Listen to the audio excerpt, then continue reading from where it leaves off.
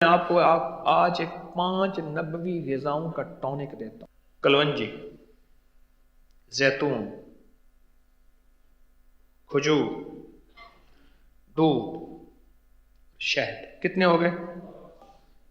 دودھ قرآن میں، شہد قرآن میں، زیتون قرآن میں، ٹھیک؟ اور کیا قرآن میں ہے؟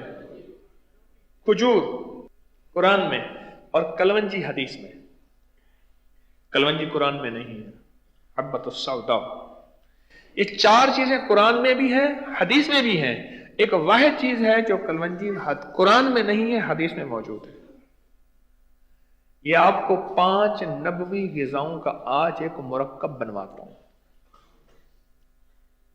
صحت مند ہونے کے لیے۔ یہ 5 چیزیں ہیں اور بڑی کمال کی چیزیں ہیں۔ اس کی میں ایک ترکیب آپ کو بتاتا ہوں۔ دیکھو ایک بات بتاؤں، جس طرح نبوی دعاؤں میں ازل تک نور رہے گا، اس طرح نبوی شفاؤں میں اور دواؤں میں بھی ازل اور قیامت تک صحت اور نور رہے گا۔ اس وقت پوری دنیا ریسرچ پہ ہے، ان غذاؤں پہ جو میرے آقا نے پسند فرمائی، ان دواؤں پہ جو میرے آقا نے تجویز فرمائی۔ پوری دنیا ریسرچ کر رہی ہے، پوری دنیا۔ دودھ لے لیا اور دودھ میں شہد ملایا، 2 غذائیں اکٹھی ہو گئی۔ دنیا کا سب سے بہترین دودھ بکری کا ہے، اس کے بعد گائے کا ہے، اس کے بعد اونٹنی کا ہے، اس کے بعد پھر بھینس کا ہے۔ دودھ لے لیں،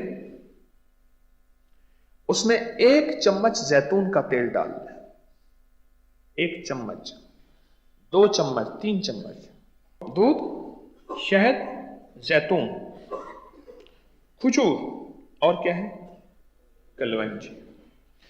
اب چاہیں تو اس کا شیک بنا لیں اگر اس کے ذائقے کو خوبصورت بنانا ہے، ورنہ چٹکی بھر کلونجی، 3 یا 5 دانے کھجور، 1 چمچ چھوٹا زیتون کا تیل، 2 چمچ بڑے شہد، اور 1 کپ یا پیالہ گلاس کا، اس کو کبھی پی کے دیکھیں۔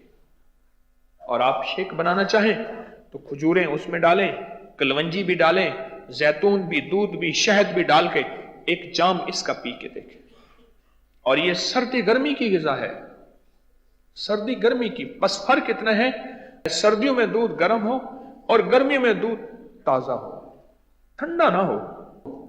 اس کو پی کے دیکھیں، اور صبح کا ناشتہ کبھی یہ کر لیں، صبح ناشتہ، اور یہ اس کے بعد پھر کچھ نہ کھائیں۔